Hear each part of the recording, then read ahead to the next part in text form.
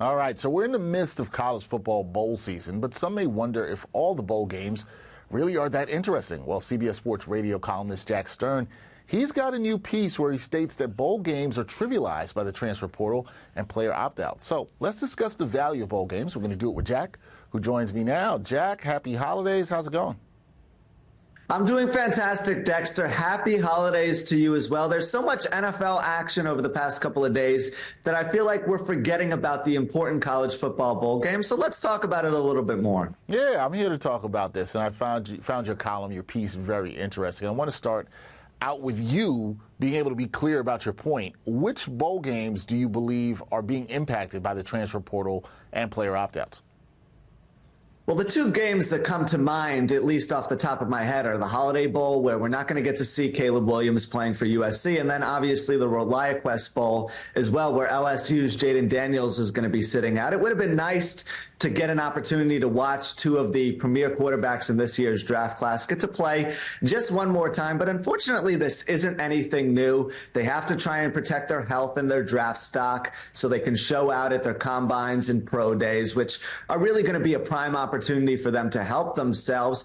And, you know, you understand why they don't want to play in that regard. But I'd also like to kind of shine a spotlight on another lesser tier bowl game that's been impacted by transfers in the Alamo Bowl, where Oklahoma is facing off against Arizona. It would have been great to see Dillon Gabriel suiting up for Oklahoma, but with his decision to transfer to Oregon and him wanting to leave, you understand why he's not going to be playing there. Now, unfortunately, that really diminishes the quality of the game itself. It would have been a really exciting matchup between Gabriel and Arizona's Noah Fafita, who really took the world by storm this year in his true freshman season under Jedd Fisch.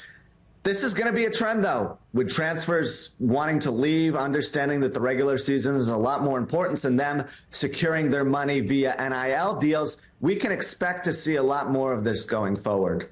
Yeah, we can expect to see that. This is the world that we are in right now. And that brings me to a next question, which I think at least this is a fair question for me, and it always has been around college football bowl games, is outside of New Year's Day and the bowls that are determined or help determine the national championship, have any of these non-New Year's Day bowls mattered to the casual college football fan? Well, every college football fan, at least the casual ones, are going to say, oh, getting to the bowl game and the quality of the bowl game itself is a lot more important than the actual result. But look, we go a month without seeing these programs play. They have one more opportunity to really make an impression on the world. And, you know, when you think about it that way, these bowl games really do mean a whole lot more. Now, is it going to make or break a program's reputation and its success? Absolutely not. But it's really a prime opportunity for these schools to show out for recruits and prospects just one more time before we put a bow tie on the season. And there's some value in that. I can definitely see that. Now, Jack, considering the current state, as you mentioned, in the landscape of college football, what is the solution to making these mid-tier or lower-tier bowl games relevant or more intriguing to fans? Do you have a solution for us? Well, this is where things get really fun because we can start to weave in the creativity here just a little bit.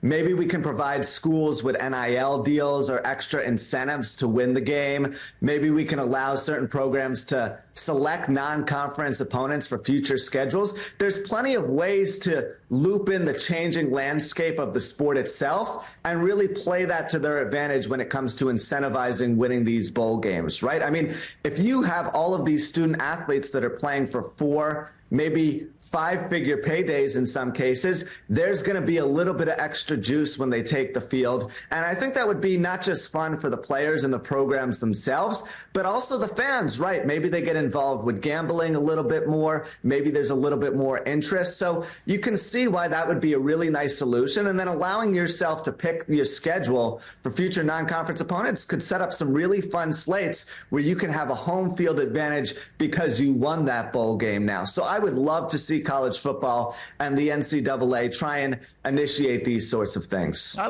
like that. Thinking outside the box a little bit, trying to do something a little bit different. You know, we can do that sometimes. And Jack, if you don't know about me, it's one thing like you. You're saying that it's a problem here, and I'm always fine with that. but you always got to have solutions. So I appreciate you having some solutions to bring to the table about this. That is Jack Stern of CBS Sports Radio. Please go check out his column about what's going on with these college football bowl games that may not be that interesting and why exactly may be, and also some solutions. Jack, thank you so much, man. Appreciate you. Yeah, thanks for having me, Dexter, and I'll be tuned in throughout the week. I know everyone just wants to watch the playoff games. No, I'm going to be watching the Alamo Bowl on Thursday night and some of the other bowl games as well. Let's have fun and enjoy this one more time, right? All right, enjoy some of those bowl games. Thank you, Jack. Appreciate you, man.